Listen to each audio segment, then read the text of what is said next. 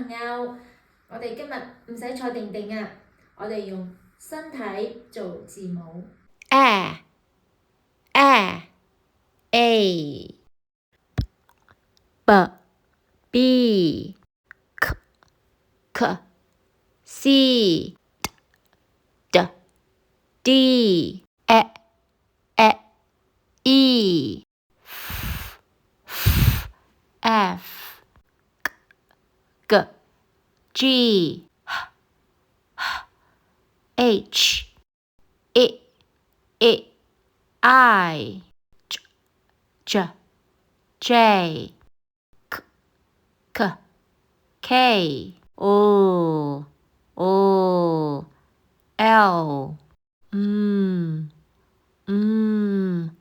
N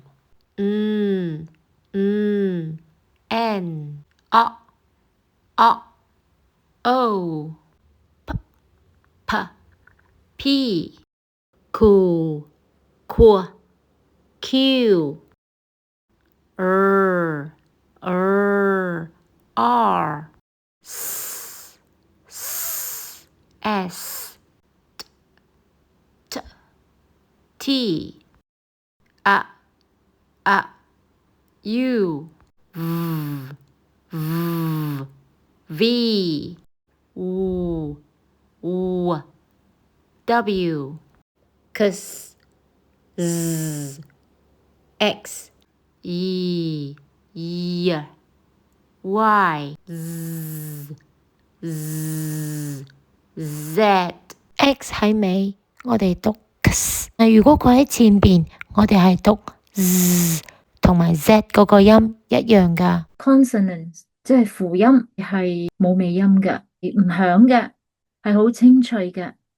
例如 P 係。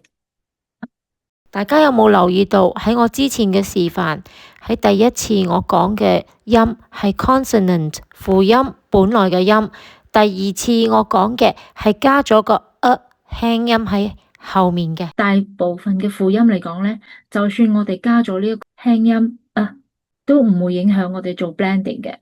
但係有幾個音我哋要特別注意喎。